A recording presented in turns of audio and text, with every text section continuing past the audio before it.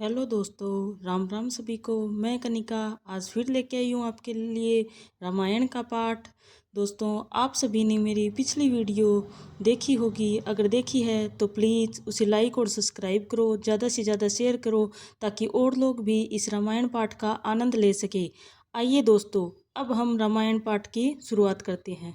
चलो दोस्तों, करते हैं शुरुआत। ये सुंदर गति मोक्ष रूपी अमृत के स्वाद और तृप्त के समान है। कच्छप और शेष जी के समान पृथ्वी के धारण करने वाले हैं। भक्तों के मन रूपी सुंदर कमल में विहार करने वाले भौरे के समान है। और जीव रूपी यशोदा जी के लिए श्री कृष्ण जी और बलराम जी के समान आनंद देने वाले हैं। तुलसीदास जी कहते हैं, श्री रघुनाथ जी के नाम के दोनों अक्षर बड़ी शोभा देते हैं, जिनमें से एक रकार का छत्र रूप रेफ से और दूसरा मकार मुक्तमणि अनुसार रूप से सब अक्षरों के ऊपर है। समझने में नाम और नामी दोनों एक से हैं, किंतु दोनों में परस्पर स्वामी और सेवक के समान प्रीति है।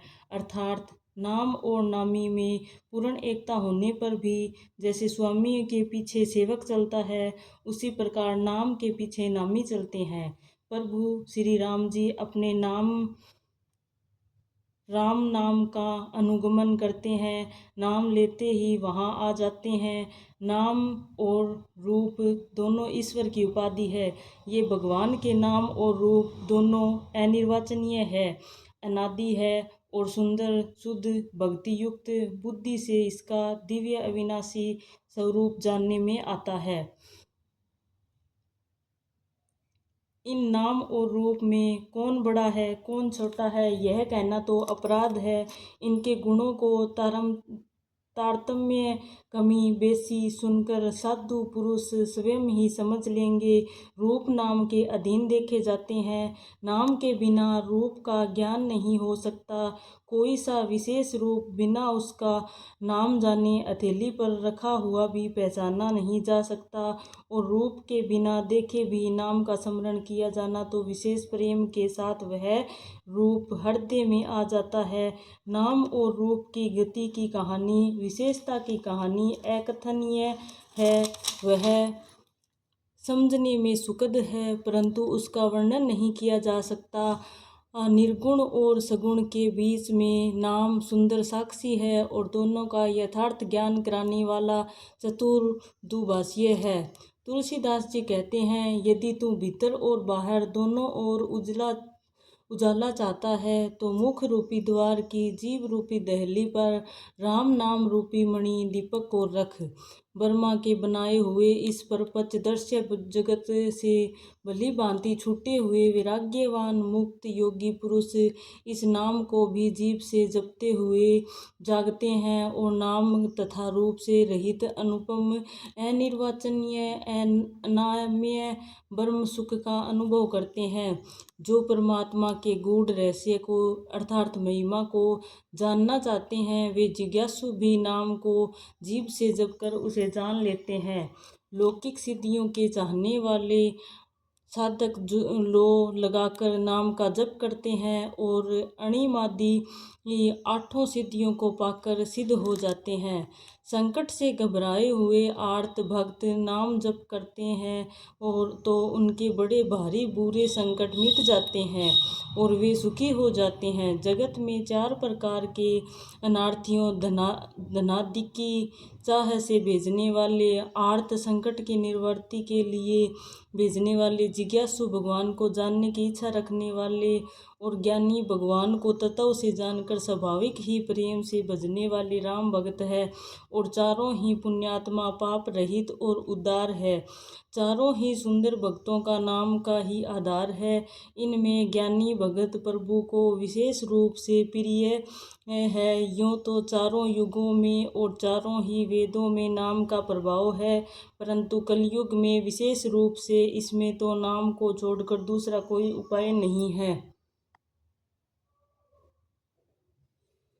जो सब प्रकार की कामनाओं से रहित और श्री राम जी के रस में लीन है, उन्होंने भी राम के सुंदर प्रेम रूपी अमृत के सरोवर में अपने मन को मछली बना रखा है। अर्थात वे नाम रूपी साधु का निरंतर आस्वादन करते रहते हैं, क्षण भर भी उसने अलग होना नहीं चाहते। निर्गुण और सगुण ब्रह्म के दो स्वरूप हैं। ये दोनों ही अकथनीय, अथाह, अनादि और अनुपम है। मेरी सम्मति में नाम इन दोनों से बड़ा है, जिससे अपने बल से दोनों को अपने वश में कर रखा है। सज्जनगण, इस बात को मुझ दास की ठिठाई या केवल काव्योक्ति न समझें। मैं अपने मन के विश्वास, प्रेम और रुचि की बात कहता हूँ। निर्गुण और सगुण दोनों प्रकार के ब्रह्मा का ज्ञान अग्नि के समान है। निर्गुण उस अप्रकट अग्नि के समान है जो काठ के अंदर है परंतु दिखती नहीं है, और सगुण उस प्रकार अग्नि के समान है जो प्रत्यक्ष दिखती है। तत्व दोनों एक ही है, केवल प्रकट अप्रकट के भेद से भिन्न मालूम होती है। इसी प्रकार निर्गुण और सगुण तत्व एक ही है। इतना होने पर भी दोनों ही जानने में बड़े कठिन है, परंतु नाम से दोनों सुगम हो जाते हैं। इसी से मैंने नाम को निर्गुण ब्रह्म से और सगुण राम से बड़ा कहा है। ब्रह्मा व्यापक है, एक है, अविनाशी है, सत्ता, चैतन्य और आनंद की घनराशि है।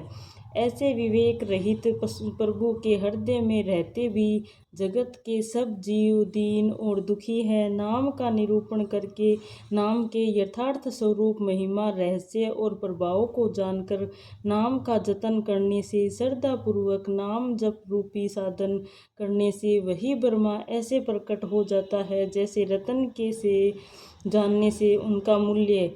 इस प्रकार निर्गुण से नाम का प्रभाव अत्यंत बड़ा है। अब अपने विचार के अनुसार कहता हूँ कि नाम राम से भी बड़ा है।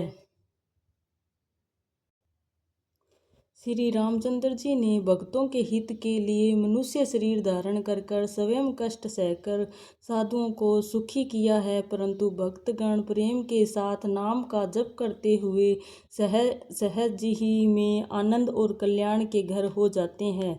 श्री राम जी ने एक तपस्वी स्त्री अहल्या को ही तारा, परंतु नाम ने करोड़ों दुष्टों की बिगड़ी बुद्धि को सुधार दिया। श्री राम जी ने ऋषि विश्वामित्र के हित के लिए एक सुकेतु यक्ष की कन्या ताड़का की सेना और पुत्र सुबाहु सहित समाप्ति की, परंतु नाम अपने भक्तों के दोष, दुख और दुराशाओं का इस तरह नाश कर देता है जैसे सूर्य रात्रि का। श्री राम जी ने तो स्वयं शिव जी के धनुष को तोड़ा, परंतु नाम का प्रताप ही संसार के सब भयों का नाश करने वाला है। प्रभु श्री राम जी ने भयानक दंडक वन को सुहावना बनाया, परंतु नाम ने असंख्य मनुष्य के मनों को पवित्र कर दिया। श्री रघुनाथ जी ने राक्षसों के समूह को मारा, परंतु नाम तो कलयुग के सारे पापों की जड़ उखाड़ने वाला है। श्री रघुनाथ जी ने तो सबरी, जटायु आदि उत्तम सेवकों को ही मुक्ति दी है, परंतु नाम ने अगणित दुष्टों का उद्धार किया है।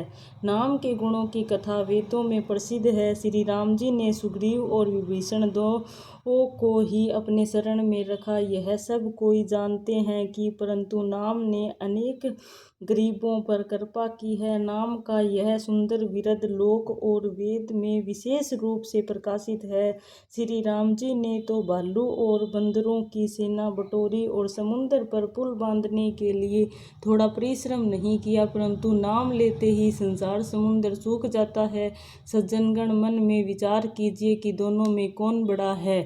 तो दोस्तों, आज के लिए ही बस इतना ही। अगर आपको मेरी वीडियो अच्छी लगे तो प्लीज़ लाइक और सब्सक्राइब करना और ज़्यादा से ज़्यादा शेयर करना। धन्यवाद। Thank you. राम राम।